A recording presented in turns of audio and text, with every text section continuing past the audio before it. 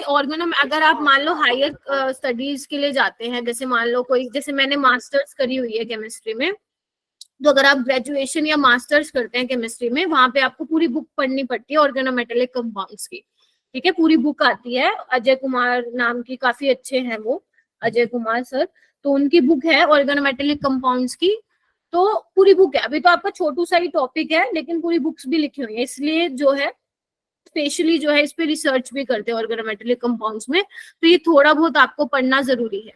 हालांकि पहले नहीं पढ़ाते थे 12th क्लास में, बट अभी 2-3 साल से ना नीट या जेई में इसमें क्वेश्चन आने लग गए हैं, ठीक है, तो फिर ये मैं करवा रही हूँ आपको। तो फिर ये टॉपिक आज मैं कंप्लीट करा दूंगी, कन्हैया सर को मत बोलना दोबारा करवाने के लिए, राइट।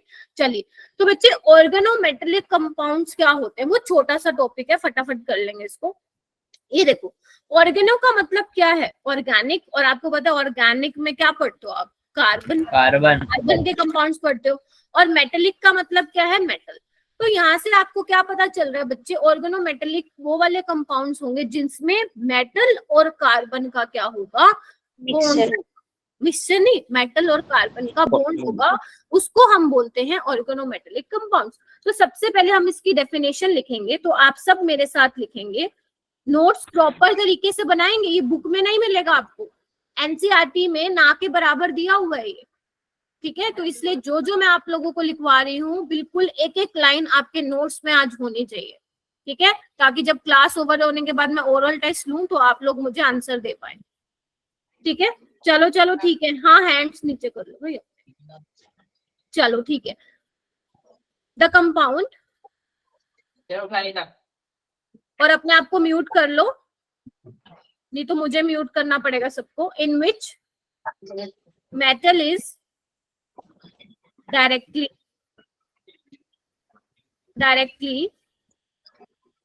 bonded to कार्बन, ऐसे लिख लो, directly bonding with the. Ma'am किसी के बैकग्राउंड से वॉइस आ रही है। हाँ मैं वही बोल रही हूँ, किसके आ रही है भाई, रखना पड़ेगा। रक्षा बेटा प्लीज म्यूट योरसेल्फ, अदरवाइज मुझे आपको रिमूव करना पड़ेगा बेटा फिर, ठीक है। डिस्टर्बेंस होते हैं ना, ज्यादा बच्चे हो जाते हैं क्लास में, मेरे तो वैसे ही 30 बच्चे हैं, है ना। चलो ठीक है बेटा, अशर आ गया क्लास में, अशर, ममता, छाया आ गए क्या ये बच्चे, मेरे को आज पता नहीं चल रहा ना, बहुत सारे स्टूडेंट्स हैं। मैम छाया तो आई है। अच्छा, ममता नहीं आई, चलो कोई बात, चलो ठीक है। आज बच्चे ज्यादा है ना, आज बंक मारेंगे, कहेंगे इतने बच्चों में खुशबू मैम को क्या पता चलेगा, पतली गली से निकल जाते हैं, ठीक है। और कब आएंगे वो, जब अटेंडेंस का टाइम होगा, ठीक है। चलो ठीक है, तो ठीक है, डेफिनेशन ये है, अपनी नोटबुक में लिख लिया सभी ने, the compound in which metal is directly bonded with the carbon, लिख लिया बच्चे। तो अब क्या करेंगे, इसके टाइप्स देखेंगे। तो सबसे पहला टाइप है आयनिक ऑर्गेनोमेटेलिक कंपाउंड, आराम से समझेंगे, ज्यादा मुश्किल नहीं है। आयनिक ऑर्गेनोमेटेलिक कंपाउंड का मतलब क्या होता है बच्चे, नाम से ही पता चल रहा है कि आयनिक बॉन्ड प्रेजेंट होगा मेटल और कार्बन के बीच में, उसको हम बोलते हैं आयनिक ऑर्गेनोमेटेलिक कंपाउंड। जैसे फॉर एग्जांपल RLI, आपको पता है लिथियम जो होता है इलेक्ट्रोपॉजिटिव होता है as compare to carbon, carbon electronegative है, तो देखो ना दोनों के बीच में क्या है, आयनिक बॉन्ड प्रेजेंट है। तो RLI क्या होता है बच्चे आपका, ionic organometallic compound. R is your alkyl group, पता है ना ये सभी को, GOC तो नहीं भूल गए ना थोड़ी सी, यस मैम पता है, आपको पता होना चाहिए, ठीक है। और जैसे ये वाला देखो, ये भी क्या है आपका बच्चे, आयनिक ऑर्गेनोमेटेलिक कंपाउंड है, ठीक है। सोडियम इज योर मेटल और कार्बन इज योर ऑर्गेनिक, ठीक है। पहला टाइप क्लियर हो गया सभी को। चलो नेक्स्ट वाले टाइप पे मूव करते हैं हम, which is your covalent organometallic compound, यानी कि नाम से ही पता चलता है, सॉरी, अब जो मैं ऑर्गेनोमेटेलिक कंपाउंड लूंगी उसके बीच में क्या होगा बच्चे, कोवेलेंट कंपाउंड। तो आपके कोवेलेंट ऑर्गेनोमेटेलिक कंपाउंड कितने टाइप के बच्चे, पहला है सिग्मा बॉन्ड, दूसरा है पाई बॉन्ड जिसमें पाई बॉन्ड होगा, तीसरा वो होगा जिसमें दोनों होंगे। ये वाला बहुत इंपॉर्टेंट है, इस पे मेरी तरफ से अभी मार्क कर लो, मोस्ट इंपॉर्टेंट। यही आज का मेन हमारा टॉपिक रहने वाला है, ठीक है। तो सबसे पहले हम देखते हैं बच्चे सिग्मा बॉन्डेड कौन से होते हैं। तो यहाँ पे लिखो, एग्जाम्पल लिखो डायरेक्ट, CH3 4SN। कोई मुझे इसका नाम बता पाएगा? टेट्रामिथाइल। टेट्रामिथाइल टेन। अब ये 3 है, अब 4 क्या है यहाँ पे? CH3 है बच्चे, लगाना है एक बार इसको। कैसे लगाओगे? ऐसे। Yes ma'am. क्या ये ऑर्गेनोमेटेलिक कंपाउंड है? यस मैम है। वाई? क्योंकि मेटल और कार्बन के बीच क्या है? डायरेक्ट बॉन्ड है। क्या ये सिग्मा बॉन्डेड है? यस मैम है। क्यों? क्योंकि सिग्मा बॉन्ड से अटैच, मतलब सिग्मा बॉन्ड से अटैच है दोनों। तो ये क्या हो गया आपका? सिग्मा बॉन्डेड हो गया। इसके अलावा बच्चे एक और एग्जांपल, ग्रिग्नार्ड रिएजेंट का नाम सुना आपने 11th में? बच्चे मैं ये कह रही हूँ शिवानी कि आपका जो ये वाला एग्जांपल है ना, टेट्रामिथाइल 3 वाला, ये क्या है? सिग्मा बॉन्डेड ऑर्गेनोमेटेलिक कंपाउंड्स है, ठीक है। क्यों है? क्योंकि तो देखो ये क्या मेटल, ये है कार्बन, देखो डायरेक्ट बॉन्ड है बच्चा, ध्यान से देखो, ठीक है। ऐसे ही RMgX भी क्या है तुम्हारा? ऑर्गेनोमेटेलिक कंपाउंड है। ये क्या है? कार्बन, और ये डायरेक्ट बॉन्ड है magnesium which is your metal. Clear? चल और एग्जांपल देख लेते हैं। Al2Me6, ये भी आप लोगों ने अपने P ब्लॉक में देखा होगा, ब्रिज कंपाउंड होता है ये, इस तरह से बनाते हैं इसको। Me क्या है बच्चे? मिथाइल है, ठीक है। एक काम करते हैं, इसको पूरा लिख देती हूँ ताकि आप कंफ्यूज ना हो। इधर देखिए कैसे बनाएंगे इसको, याद करो P ब्लॉक में ऐसा कुछ पढ़ा था आपने। मैम हम तो कुछ नहीं पढ़ के आए, 11 तो पता नहीं भगवान जाने कैसे पास हो गए। ऐसा किन किन बच्चों के साथ है? इनऑर्गेनिक नहीं कर लिया ना 11th। बेटा ऊपर वाली क्या दिखाऊं स्लाइड? अभी तक मैंने सिर्फ यही करवाया बेटा, और कुछ नहीं करवाया। अच्छा ये बच्चे हैंड रेज वो कर रहे हो क्या, जो मतलब ऐसे ही पास हो गए? चलो बस ठीक है, नीचे कर लो, ठीक है। तो यहाँ पे आपको दिख रहा है क्या? मैं बोल सकती हूँ? अरे हाँ बेटा, नोट्स का PDF मिलता तो है विवेक, ऐसे मत बोलो। क्लास खत्म होते ही PDF भेज देती हूँ मैं, ठीक है। इधर देख बेटा, क्या ये ऑर्गेनोमेटेलिक कंपाउंड है? यस मैम है। क्यों? क्योंकि एल्यूमिनियम आपका मेटल है, और ये देखो आपका कार्बन है, तो डायरेक्ट बॉन्ड है। देखिए एक बार, यस मैम। तो ये भी क्या आपका सिग्मा बॉन्डेड कॉम्प्लेक्स है। ओके, पाई बॉन्डेड कॉम्प्लेक्सेस कौन से होते हैं? पहले तो एग्जांपल लिखो सारे।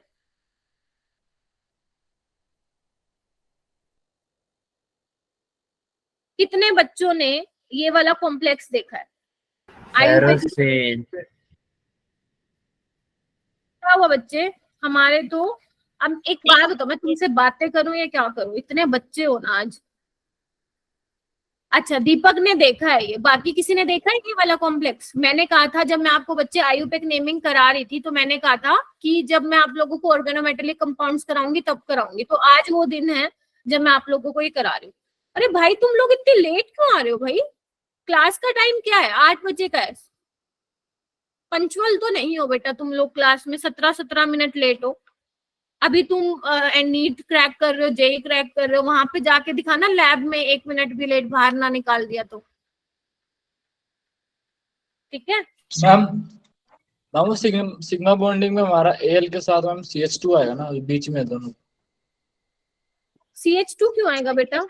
मैम 2 बॉन्ड अच्छा ना। ठीक है ठीक है ठीक है ठीक है, इस तरह से होता है बेटा।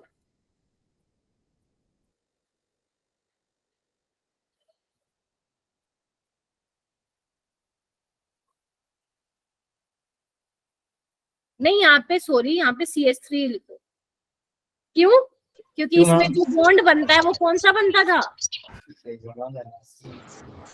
3 अभी तुम्हें क्योंकि बेटा इसकी बॉन्डिंग नहीं पता है, इस वजह से मैं थोड़ा तुम्हें इस चीज को क्लियर नहीं कर पाऊंगी कि ये कैसे बना है, ठीक है।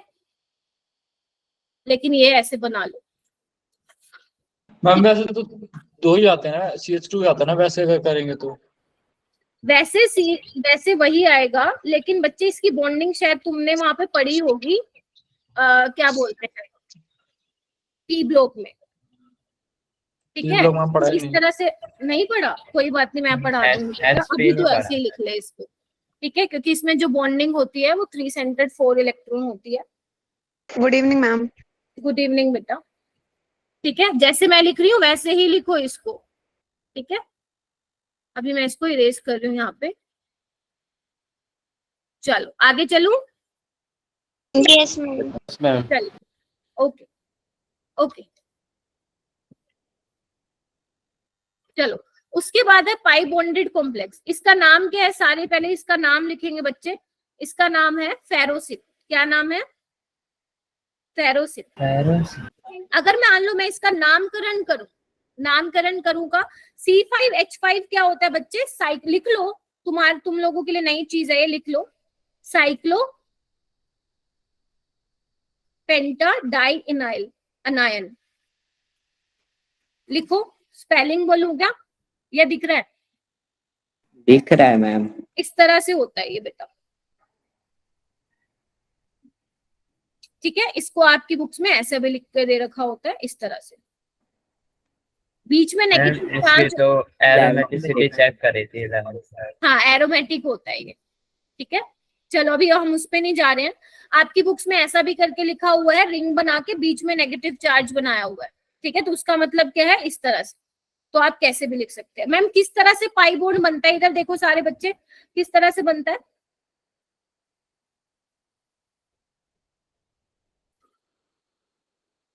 इस तरह से। कलर चेंज कर लेते हैं थोड़ा, ये देखो, दिख रहा है सबको? Yes, ma'am. दिख रहा है? इसका मतलब क्या है, इनसे क्या है, आपका आयरन कनेक्टेड है। ठीक है, पाई बॉन्ड से कनेक्टेड है। ठीक है, ये क्या है मैम?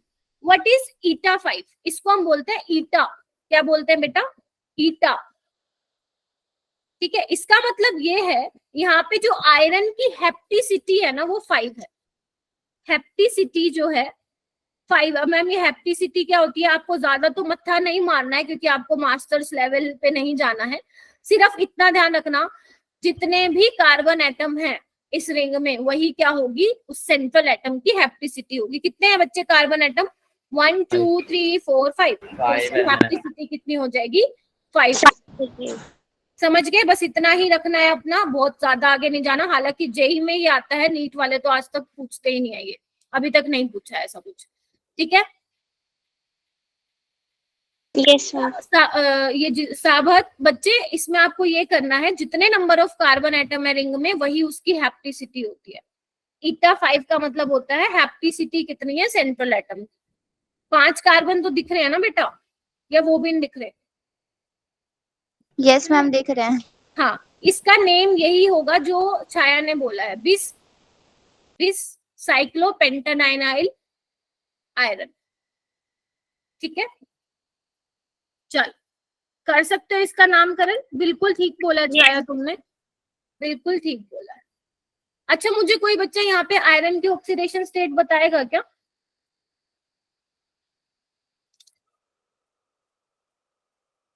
आयरन की ऑक्सीडेशन स्टेट।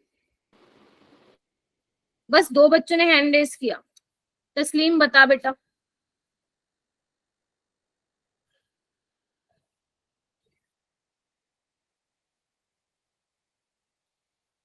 2 होगी पक्का? +4।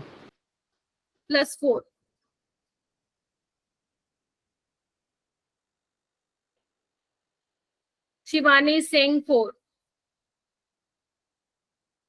चलो ठीक है, ये होमवर्क है, पता करके आना सारे। आधे बच्चे गलत बोल रहे हो। ठीक है, पूछूंगी ये तुमसे कल। ठीक है, आगे आना एक बार। नेक्स्ट एग्जाम्पल इसी का ही लिखो। नेक्स्ट एग्जाम्पल लिखो, डाइबेंजीन क्रोमियम।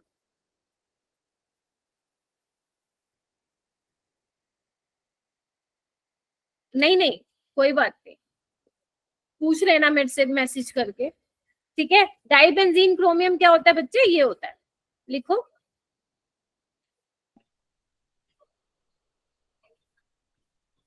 इसकी हैप्टिसिटी क्या है 6 है। कैसे बनाओ इसको, देख रहे हैं एक बार, ऐसे बनाओ, सैंडविच, सैंडविच कंपाउंड भी बोलते हैं इसको।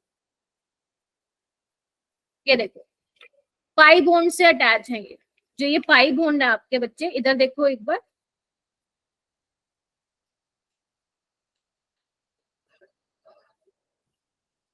इस तरह से, इस तरह से अटैच, इसको हम बोलते हैं पाई बॉन्ड कॉम्प्लेक्स, जिसको मैंने इस तरह से दिखाया। ठीक है जी, हो जाएगा। हैप्टिसिटी 6 क्यों है? नंबर ऑफ कार्बन एटम कितने हैं रिंग में? 6 है इसलिए। क्लियर हो गया अभी सबको? Yes ma'am. Yes ma'am. चलिए आगे चलती हूँ। एक होता है बच्चे, एक और है इम्पोर्टेंट, यहाँ पे लिखो जिस सोल्ट, ये थोड़ा सा नीट में भी आया हुआ है, जिस सोल्ट। अब मैम ये क्या होता है, लिखो एक बार। पोटेशियम होता है बाहर, counter ion, PtCl3 eta 2 C2H4। लिखो, लिखो बच्चे। मैम मैं eta 2, एक काम करती हूँ इसको थोड़ा सा करती हूँ बेटा, पहले इसको लिख लो। बेंजीन वाले में बच्चे dibenzene chromium is also your pi bonded complex. Pi bond से अटैच है ना ये मेटल एटम। हम पढ़ क्या रहे हैं, ऑर्गेनोमेटेलिक कंपाउंड। ऑर्गेनोमेटेलिक कंपाउंड क्या था, ये तो नहीं भूल गए ना, मेटल और कार्बन के बीच में डायरेक्ट बॉन्ड, तो यहाँ पे भी तो वही है ना, क्योंकि पाई बॉन्डेड। अब हमने डिफरेंट डिफरेंट टाइप हम पढ़ रहे हैं बेटा, प्लीज शोर मत बचाओ, म्यूट कर लो वरना फिर मैं सबको म्यूट कर दूँ। ठीक है, तो ये क्या है, पाई बॉन्ड से कनेक्टेड है मेटल एटम, इसलिए इसको हम क्या बोल रहे हैं बच्चे,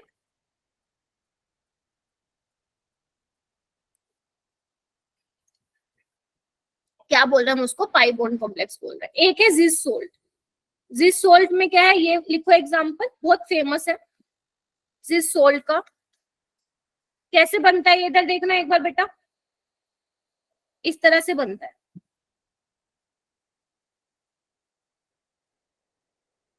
इस तरह से,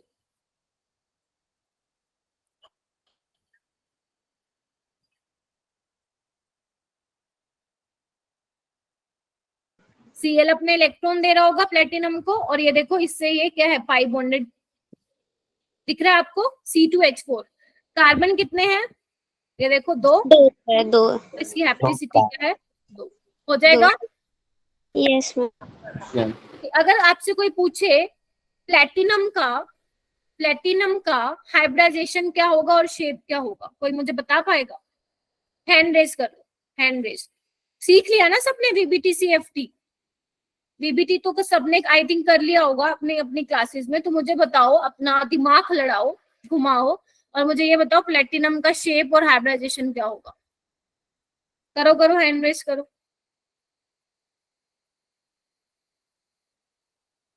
64 स्टूडेंट्स बैठे हैं और हैंड रेज देखो कितनी आराम आराम से कर रहे हो।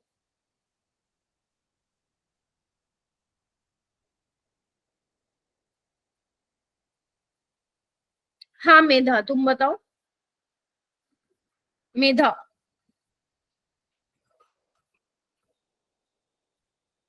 दीपक,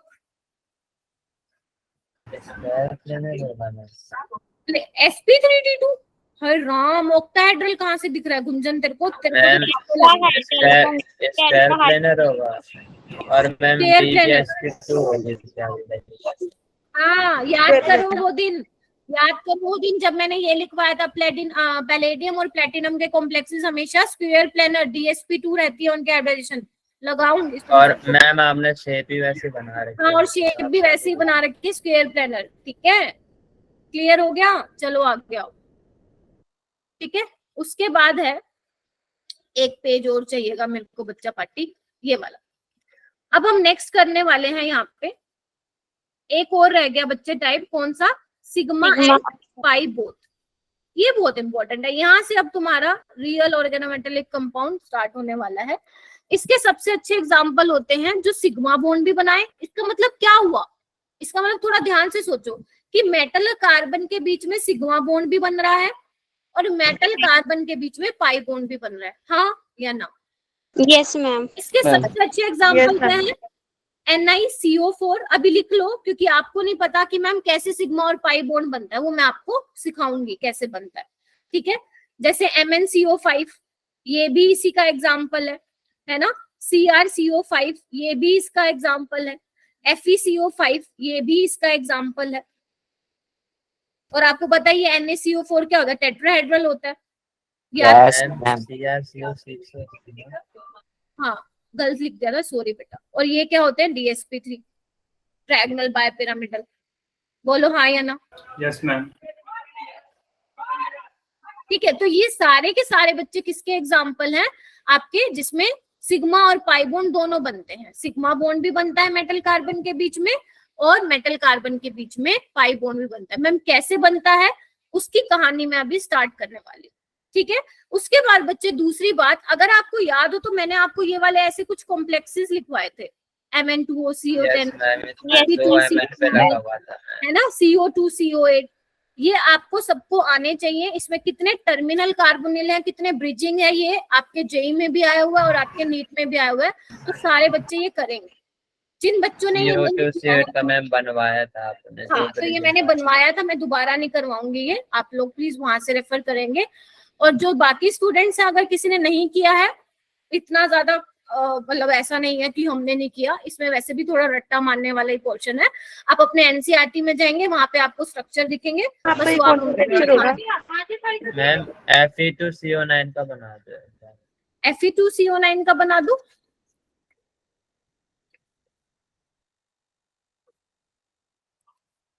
हाँ, रॉकेट साइंस नहीं है इसमें। कैसे होगा बच्चे, इसमें देखना 3 CO। मैम Fe तो मैम दो ही मैम है Fe2 ना। अरे सॉरी बेटा, सॉरी। इस तरह से कितने हो गए, 6 हुए मैम, 2 और जुड़ेंगे। 3 और जुड़ेंगे ना, इस तरह से। Yes ma'am. हाँ ठीक है, 3 ब्रिजिंग होते हैं और 6 टर्मिनल होते हैं। क्लियर है मैम? मतलब बस CO2 CO8 वाले में एक और CO जोड़ना है। हाँ ठीक है, ओके बच्चा। मैम कर जो CO8 है उसके अंदर दो ब्रीजिंग होगी। बना के देख लियो बेटा। हाँ, जो मैंने बनवाया था वो मैम इसमें सिग्मा बॉन्ड है बट पाई बॉन्ड नहीं है। सिग्मा है, पाई भी है, कैसे है वो मैं भी कहानी समझाती हूँ बेटा तुम लोगों को। वैकेंट पाई एंटी बॉन्डिंग। हाँ दीपक रुक जा, समझाती हूँ अभी, ठीक है। चलो, अरे क्या बातें चल रही है यहाँ पे, चलो आगे चलो। ये देखो, क्या सबको ये डायग्राम दिख रहा है बेटा, या इसको थोड़ा बड़ा करूं मैं? मैम ये तो 11th में इससे रिलेटेड किया है। वो तो मुझे पता है किया, तभी मैंने यहाँ पे बनाया है ना। तो अब मुझे बताओ, दिख रहा है सभी को? Yes ma'am. Yes ma'am. अब मैं आपको यहाँ पे क्या सिखाने वाली हूँ कि मेटल और कार्बन के बीच में सिग्मा और पाई बॉन्ड कैसे आता है। थोड़ा सा ध्यान से देखना बेटा, बहुत इंपॉर्टेंट है। इधर देखो, ये CO का MOT डायग्राम है बच्चे, अगर तुमने केमिकल बॉन्डिंग में पढ़ा हो इसको तो। ठीक है जी, मैं एक कहानी बताने वाली हूँ, उसको ध्यान से सुन लेना। और जो मैं अभी आपको पूरा लेक्चर देने वाली हूँ 10 से 12 मिनट, बस वही, अगर इतना सीख लिया सारे क्वेश्चन हो जाएंगे। चलो, अब आप बच्चे ध्यान से देखो, मैं आपको पूरा नहीं समझा रही हूँ, सिर्फ मैं आपको कुछ चीजें भी दिखाना चाह रही हूँ कि यहाँ पे क्या क्या है। इधर देखो बच्चे, जो आपका CO का स्ट्रक्चर होता है वो आप ऐसे कुछ बनाते हो ना, इस तरह से। Yes ma'am. तो इसका मतलब क्या है बेटा, जो ये इलेक्ट्रॉन है, जो ये लोन पेयर है, वो किसके पास है? कार्बन के पास है। यानी कि मेटल को जो इलेक्ट्रॉन पेयर डोनेट करेगा वो कौन होगा? ऑक्सीजन होगा या कार्बन होगा? कार्बन होगा, क्योंकि ये बेचारा तो वैसे ही ऑक्सीजन के तो 3 बॉन्ड बने हुए हैं। ठीक है, तो यहाँ पे देखो बच्चे, होमो क्या है यहाँ पे? HOMO, do you know HOMO? Do you know HOMO? नहीं पता? लिख लो, highest occupied orbital. Molecular orbital. मतलब सबसे आपको ये बताना है हाईएस्ट ऑक्यूपाइड मॉलिक्यूलर ऑर्बिटल कौन सी है? कौन सी वाली है? सिग्मा वाली? मैम ये उसका रिप्रेजेंटेशन है जो MOT मैम कॉन्फ़िगरेशन। हाँ बेटा, हाँ। और LUMO क्या होता है? Molecular orbital. Lowest unoccupied molecular orbital. कुछ बच्चों को लग रहा होगा शायद स्लो पढ़ा रही हूँ, लेकिन बच्चे ज्यादा है ना इस वजह से। ठीक है, चलो इधर देखो, अगर मैं आपसे पूछूं बच्चे लोवेस्ट अनऑक्यूपाइड कौन सी है, तो आप बोलोगे पाई स्टार। हाँ Yes, या ना? ma'am. अब ध्यान से सुनना, बहुत ध्यान से सुनना, जो मैं यहाँ पे बना के दिखा रही हूँ। ये आपका कार्बोनिल है, दिख रहा है सभी को, ये कार्बोनिल है। ठीक है, इसके पास ये देखो सिग्मा इलेक्ट्रॉन है, सिग्मा में जो इलेक्ट्रॉन प्रेजेंट है, क्या सबको दिख रहा है बच्चा? Yes ma'am. बॉन्डिंग, ठीक है, बॉन्डिंग मॉलिक्यूलर ऑर्बिटल में है। और इसके पास ये देखो एंटी बॉन्डिंग भी है। एंटी बॉन्डिंग को आप ऐसे बनाते हो, हाँ या ना? Yes, ma'am. इसके पास vacant pi star anti bonding orbital है। उसके बाद यहाँ पे मेटल बनाओ। आपको पता है मेटल के पास क्या होते हैं? खाली ऑर्बिटल होता है और भरे हुए भी होते हैं। Yes, ma'am. हाँ या ना? खाली बहुत इंपॉर्टेंट है, बहुत इंपॉर्टेंट है। ये वाले आपके भरे हुए हैं जिसमें इलेक्ट्रॉन है, और ये जो मैंने खाली बनाया है इसका मतलब वो क्या है? वैकेंट है। मतलब यहाँ पे वो क्या करेगा? इलेक्ट्रॉन पेयर को एक्सेप्ट करेगा। हाँ या ना? Yes, ma'am. Yes, ma'am. इतना तुम्हें क्लियर हो गया है। आगे देखो बच्चा पार्टी, अब मेटल के पास खाली जगह है, कार्बन के पास इलेक्ट्रॉन है, कहाँ पे? सिग्मा में। तो वो क्या करेगा? डोनेट करेगा। Yes, ma'am. Matter. तो जैसे ही वो डोनेट करेगा तो क्या बनेगा? पहले सिग्मा बॉन्ड। ध्यान रखना, सिग्मा बॉन्ड हमेशा पहले बनता है, उसके बाद ही पाई बॉन्ड बनता है। ये तुम केमिकल बॉन्डिंग में भी सीख के आए हो। Yes, ma'am. पहले हमेशा सिग्मा बॉन्ड बनता है, उसके बाद पाई बॉन्ड बनता है बच्चा पार्टी। ठीक है, तो इसने पहले डोनेट करके सिग्मा बॉन्ड बना लिया है। उसके बाद आपको पता है मेटल के पास इलेक्ट्रॉन डेंसिटी भी है, तो और सीओ के पास खाली जगह भी है। तो यहाँ पे क्या होती है बच्चे? बैक बॉन्डिंग होती है। क्या होती है बच्चा पार्टी? बैक बॉन्डिंग तभी होगी जब उसके पास क्या होगी? सीओ के पास लेने के लिए खाली जगह होगी। हाँ या ना? Yes, ma'am. यानी कि पहले क्या बना? सिग्मा बॉन्ड बना। बैक बॉन्डिंग से क्या बना? पाई बॉन्ड बना। क्या मैं बोल सकती हूँ कि किसका एग्जाम्पल है sigma and pi both? Yes, ma'am. बोल. आप प्लीज मुझे थम्स अप देते रहिए, क्योंकि बच्चे बहुत ज्यादा हो सकता है कुछ तो बोल भी नहीं रहे हो, तो मेरा ध्यान नहीं जाएगा सभी 61 स्टूडेंट्स पे। तो आप प्लीज मुझे बताइए कि, क्योंकि समझना बहुत जरूरी है। अब मेरी बात ध्यान से सुनना, या एक काम करो, मेरे लिए एक काम कर दो, मुझे सीओ का बॉन्ड ऑर्डर निकाल के दिखा दो। आता है निकालने? Yes, bonding ma'am. Minus anti bonding करके आता है? निकालना, निकालना एक बार बॉन्ड ऑर्डर। हाँ मैं रिपीट करूंगी बेटा, टेंशन मत लो, बस मुझे इसका बॉन्ड ऑर्डर निकाल के दिखा दो सीओ का। NB minus NA divided 2 होता है ना? हाँ, bonding minus anti bonding by 2। Bonding में जो है वो, और एंटी बॉन्डिंग में जो स्टार लिखा हुआ है वो, उसको माइनस करो, 2 से डिवाइड करो। पक्का? 14 इलेक्ट्रॉन का 3 ही आता है हमेशा। ठीक है, 3 आ रहा है सबका? Yes, ma'am. Yeah. ग्रेट। चलो अब यहाँ पे हाँ 14 का 3 आता है, वो ट्रिक याद करी हुई है तूने, है ना? चलो चलो चलो ठीक है ठीक है। तो यानी कि बच्चे, वैसे जो मैंने बनाया है इसमें भी तुम्हें दिख ही रहा होगा। अच्छा एक बात सोचो, अगर मान लो मैं इस एंटी बॉन्डिंग में इलेक्ट्रॉन लेके आ जाऊं, इस एंटी बॉन्डिंग में मैं इलेक्ट्रॉन ऐड कर दूं, तो मेरा बॉन्ड ऑर्डर बढ़ेगा या घटेगा? एंटी बॉन्डिंग लाइन में तो घटेगा। घटेगा मैम. घटेगा। कोई बच्चा पूछ रहा है मैम ये 3 कैसे आया? अरे बेटा बॉन्डिंग में कितने इलेक्ट्रॉन है काउंट करना, 2 2 2 4 6 8, और स्टार वाले एंटी बॉन्डिंग होते तो कितने हैं देखना एक बार, 2 हैं। तो 8 माइनस 2 5, 5/2 कितना हो गया?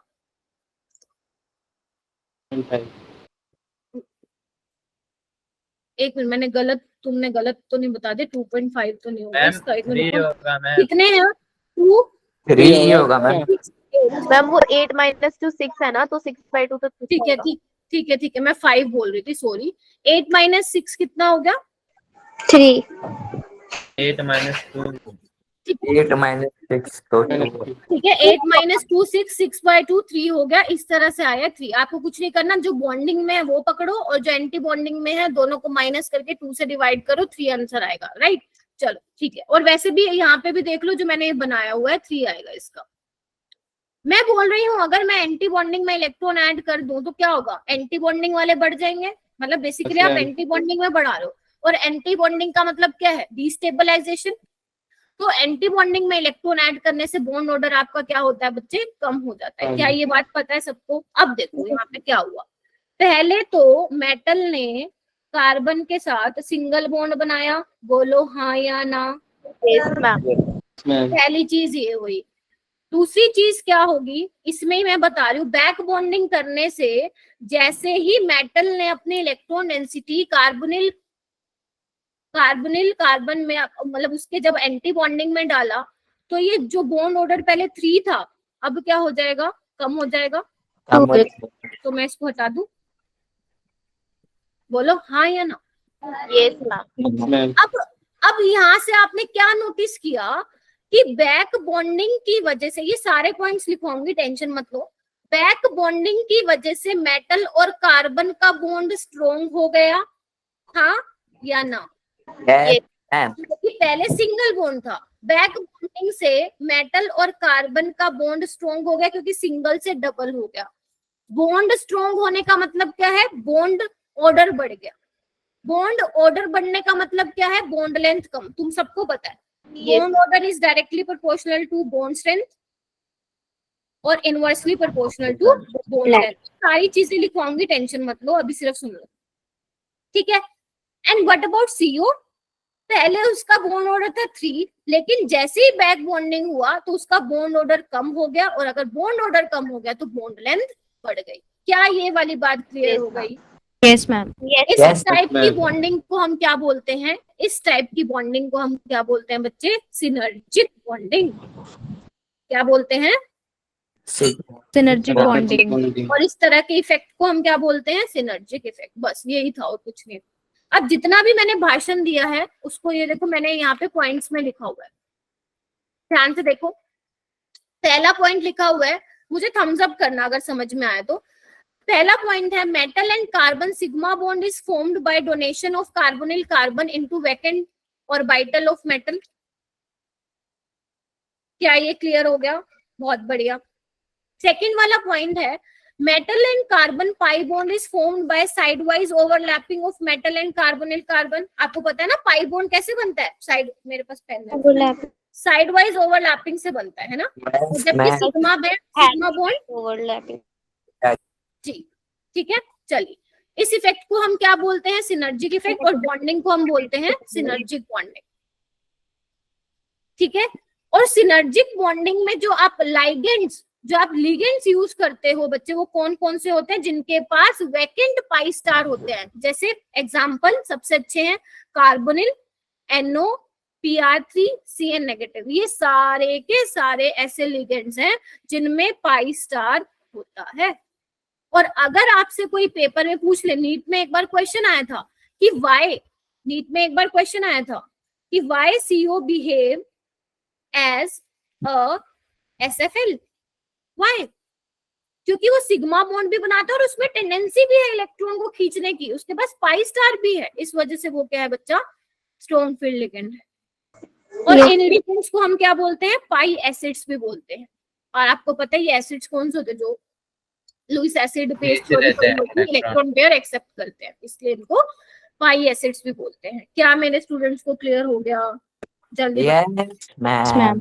तो एक काम करते हैं, थोड़ा सा समराइज कर देती हूँ यहाँ पे, इधर देखो। ऑन बैक बॉन्डिंग लिखो बच्चे,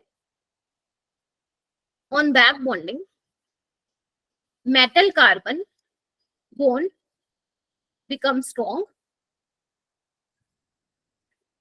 ठीक है, bond order increase, bond length decrease. बोलो ठीक है।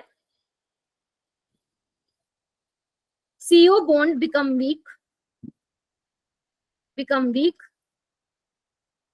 bond order decrease और bond length increase। Clear? Yes, ma'am. Yes, ने ma'am. कुछ क्वेश्चंस कर ले। Yes, ma'am. ये वाला क्वेश्चन है तुम्हारे आगे। सबसे पहले ध्यान से देखना क्या लिखा हुआ है। If CO bond length in CO is 1.2 angstrom, then what is the value of CO bond length of FeCO5? Question समझ में आया क्या? अगर CO में CO की बॉन्ड लेंथ इतनी है, फ्री है CO, लेकिन what is the value of CO bond length of FeCO5? अब क्योंकि उसका मेटल के साथ बॉन्ड बन चुका है, तो CO की बॉन्ड लेंथ पे क्या इफेक्ट होगा? क्या वो 1.28 से ज्यादा होगी या कम होगी या क्या होगा? दिमाग लगाना थोड़ा, मैं पानी पी लेती हूँ। ज्यादा होगी मैम। सी आएगा। चैट में दे दे आंसर। हाँ जी बेटा, चैट में लिख दो सर। एक एक करके बोल। दीपक तू बोल, क्या कह रहा था बेटा? चलिए मैम लिख दिया मैंने आंसर चैट में। देखो, अब आपको ये पता है बच्चे, ध्यान से देखना, जब तक CO फ्री था तब तक इसका बॉन्ड ऑर्डर 3 था, लेकिन जैसे ही उसने मेटल के साथ बॉन्ड बनाया तो उसका बॉन्ड ऑर्डर कम हो जाएगा, Yes, ma'am. Bond bond length. Length बढ़ जाएगी। यानी कि बॉन्ड लेंथ क्या होगी? 1.28 से कितना होगा? 1.15. वैसे इस क्वेश्चन का डाटा थोड़ा गलत है, 1.128 होना चाहिए क्वेश्चन में। नहीं नहीं नहीं नहीं नहीं, आंसर एक बार मैं ऑप्शन फिर भी चेक कर लेती हूँ बेटा। ऑप्शन तो मेरे ख्याल से ठीक है। कह रहे हैं मैम, क्वेश्चन बोल रहा हूँ, क्वेश्चन में 1.128 होगा, मैंने करा है। मैम सी ऑप्शन हो जाएगा ना, क्योंकि डी और डी तो छोटे हैं, 2 पॉइंट देखे तो 12 और वो 11 है। ठीक है, तो ए कौन बोल रहा था? 1.15। ए होगा मैम। वाई ए दीपक? याद है मुझे आंसर पूरा, मैंने करा ये वाला सवाल। अरे आंसर तो मेरे को भी पता है, तेरे को पता, आंसर सबको एक्सप्लेन भी करना बेटा। वाई ए मैम इसमें सिनर्जिंग बॉन्डिंग होगा ना मैम, उसकी वजह से CO का बॉन्ड होगा मैम, वो इंक्रीज हो जाएगा। और मैम इंक्रीज का भी इसमें 2 ऑप्शन है, तो इंक्रीज हमेशा 2 to 5% ही होता है, तो 2 to 5% निकालेंगे तो 1.15 के इक्वल आएगा।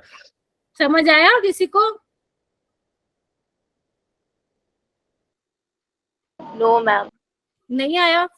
ठीक है, यहाँ पे कुछ गड़बड़ है। एक मिनट रुको, क्वेश्चन में देख रही थी तभी मैं सोचू कुछ गड़बड़ है यहाँ पे। यहाँ पे 1.128 हो, ठीक है? यही बोल रहा था मैं। मेरे को लगा तू पता नहीं यहाँ पे बोल रहा था। ठीक है, चलो ओके, आई थिंक अभी क्लियर हो गया होगा। ये देखो, जैसे ही मेटल के साथ बॉन्ड बना है तो बॉन्ड लेंथ बढ़ जाएगा। अब बॉन्ड लेंथ बढ़ने का मतलब क्या है? 2 ऑप्शन है, 1.15 वाला है और एक 1.72 वाला है। लेकिन ध्यान रखना, जो ये बॉन्ड लेंथ बढ़ेगी ना, उसमें ज्यादा चेंज नहीं आता, ड्रास्टिकली चेंज नहीं आता, हल्का फुल्का चेंज आता है। तो आप इसका आंसर 1.72 मार्क ना करके 1.15 मार्क करें। ओके मैम, आगे समझ। आई होप ये क्लियर हो गया होगा। इस डेटा की वजह से कंफ्यूजन हो रहा होगा, मैंने अभी चेक किया है, मैंने ही गलत लिखा होता, 1.128 होगा। अगर 1.28 होता तो उसके अकॉर्डिंग तो ऑप्शन कोई और होता फिर। ठीक है, चलिए नेक्स्ट है कंपेयर CO बॉन्ड स्ट्रेंथ। अब आपको बॉन्ड स्ट्रेंथ कंपेयर करनी है बच्चे, ध्यान से देखना, मैं समझाती हूँ ये वाला क्वेश्चन। इधर देखो, यहाँ पे Mn के ऊपर प्लस चार्ज है, यहाँ पे 0 चार्ज है, यहाँ पे नेगेटिव चार्ज है। ठीक है, अब तुम थोड़ा सा दिमाग लगाओ, जितना ज्यादा मेटल के पास, मेटल के ऊपर नेगेटिव चार्ज है, और आपको पता है मेटल तो क्या होता है, इलेक्ट्रॉन को देने की टेंडेंसी रखता है। Yes, ma'am. अब जितना ज्यादा इलेक्ट्रॉन डेंसिटी मेटल के पास होगा उतना ज्यादा बैक बॉन्डिंग होगा। Yes ma'am. तो यहाँ पे एक पॉइंट लिख सकती हूँ, higher the negative charge on metal more will be the back bonding। Yes ma'am. Yes ma'am. more will be the back bonding। और जितनी ज्यादा बैक बॉन्डिंग होगी CO का बॉन्ड लेंथ उतना ही बढ़ेगा, क्योंकि बॉन्ड ऑर्डर कम हो रहा है ना। बॉन्ड ऑर्डर कम हो रहा है तो मतलब बॉन्ड स्ट्रेंथ भी कम हो रही है, बॉन्ड स्ट्रेंथ भी कम हो जाएगी। वेरी गुड, और बॉन्ड लेंथ बढ़ जाएगी।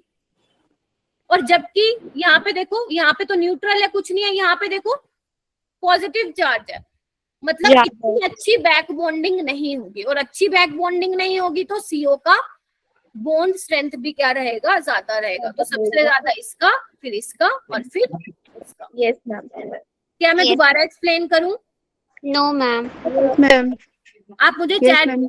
बता सकते हैं, मैं रिपीट कर दूं।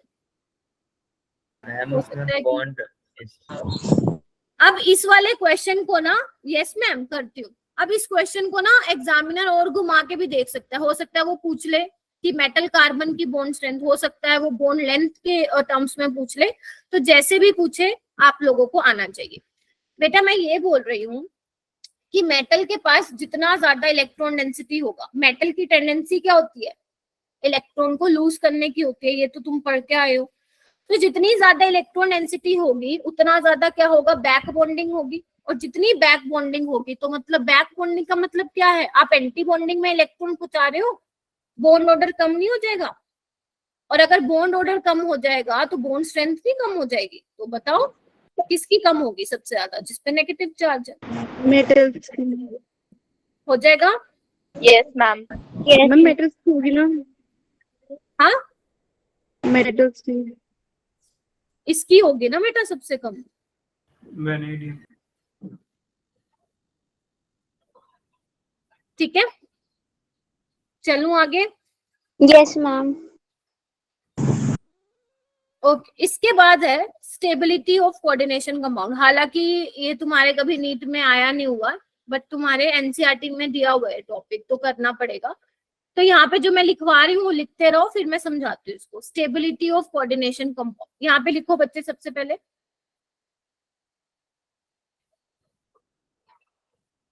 जैसे मैं लिख रही हूँ वैसे लिखो।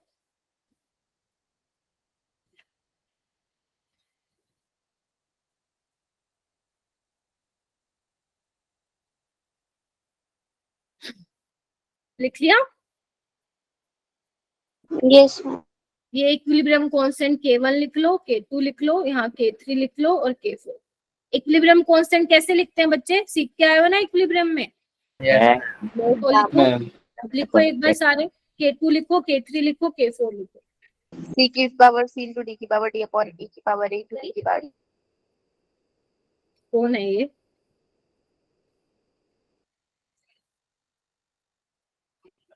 चलो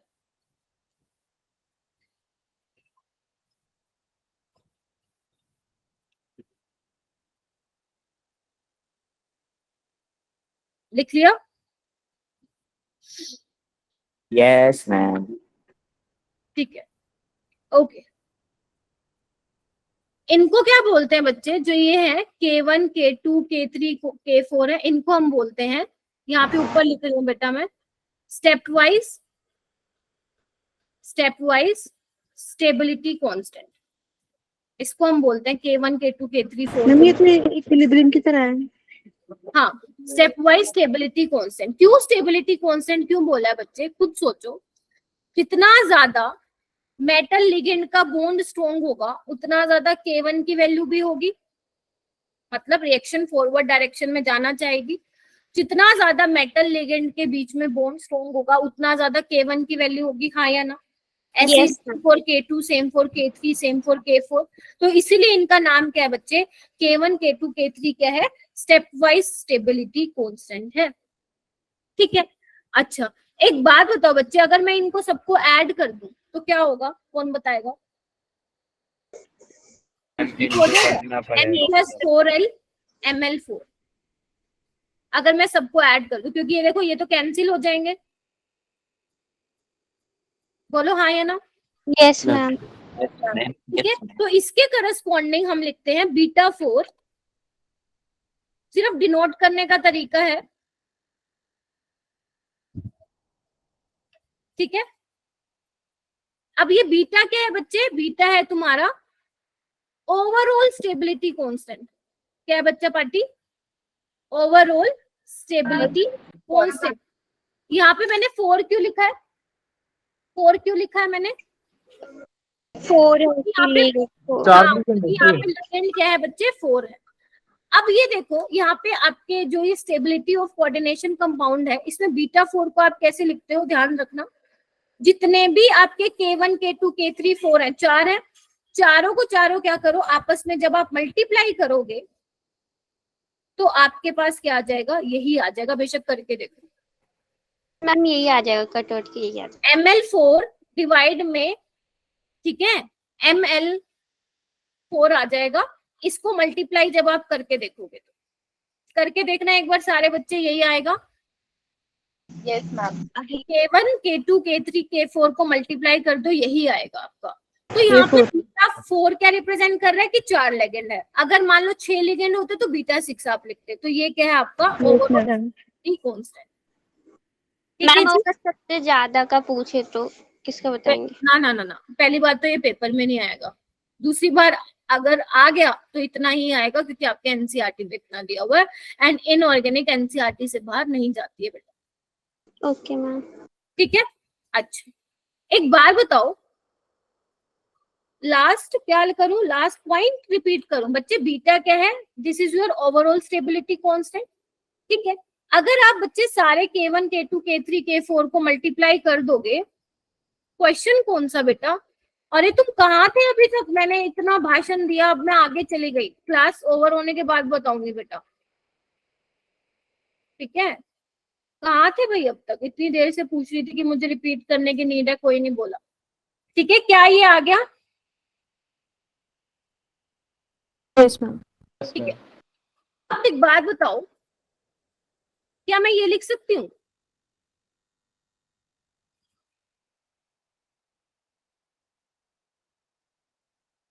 अगर मुझे डिसोसिएशन कांस्टेंट बताना हो या बीटा बताना हो तो मैं इसका रेसिप्रोकल कर दूं? बोलो हाँ या ना।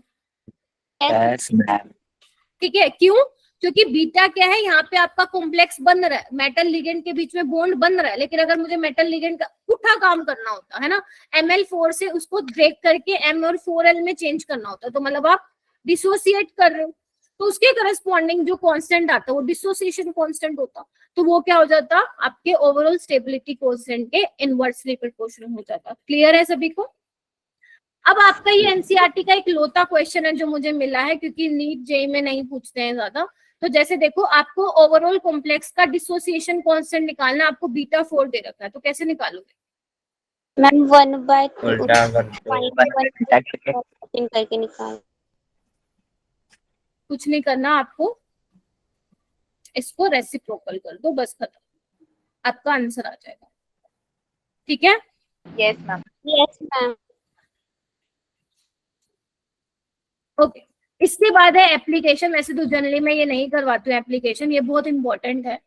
ठीक है, जनरली मैं बच्चों को बोलती हूँ कि एनसीईआरटी के आपका जो पीछे वाला पेज है, 1-2 पेज है, उसको अच्छे से पढ़ लेना, बट ये मैं आप लोगों को एक बार करा देती हूँ। इधर देखो बच्चे, पढ़ लेंगे मैं। नहीं मैं करवा देती हूँ, टाइम है अभी हमारे पास बेटा, 9:15 तक क्लास है ना अपनी। तो फर्स्ट एप्लीकेशन ये है बेटा, formation of rosy red complex with dimethyl glioxame is the basis for the detection of estimation for nickel 2 ions। ये क्या मैंने करवा दिया था, निकल DMG का कॉम्प्लेक्स बना था, याद करो। Yes ma'am. Yes ma'am. ठीक है, स्ट्रक्चर बनाने 5 कार्बन रिंग, 2 बनाओ? कार्बन रिंग बना रखा है इसका स्ट्रक्चर। एक बार बाकी बच्चों को दिखा देती हूँ बना के। बीच में क्या होता है, निकल। Yes ma'am.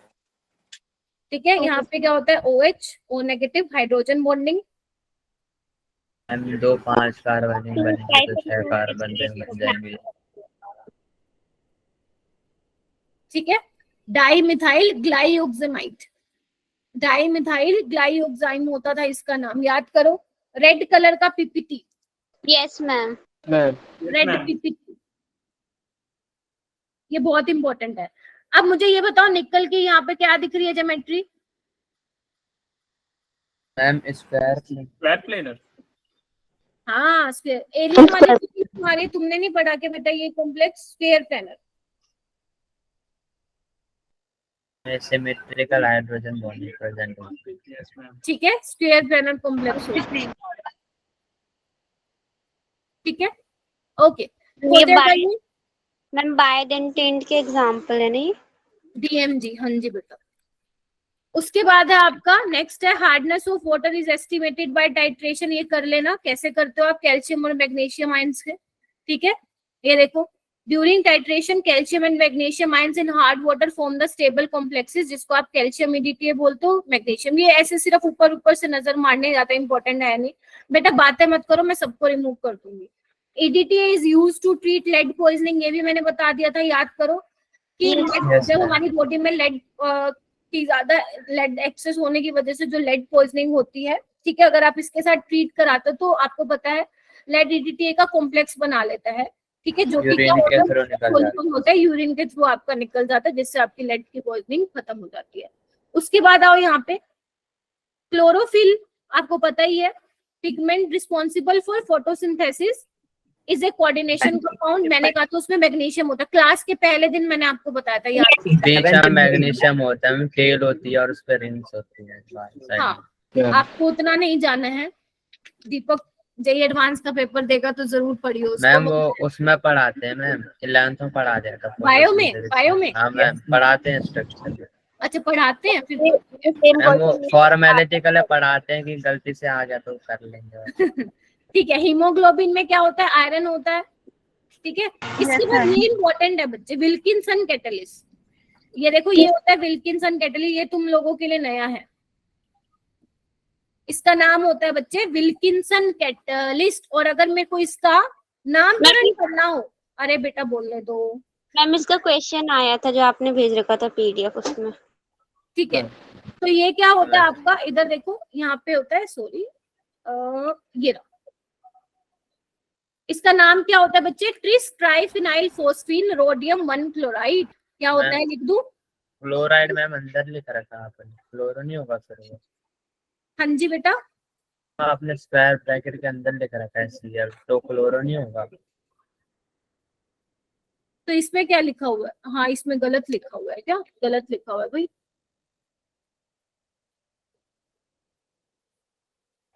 यहाँ पे लिखो क्लोराइडो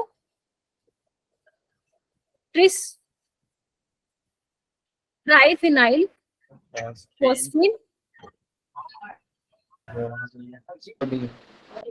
फोस्फीन रोडियम 1, ठीक है। अभी इसका स्ट्रक्चर कैसे होता है बच्चे, स्क्वायर प्लेनर, इस तरह से होता है बेटा,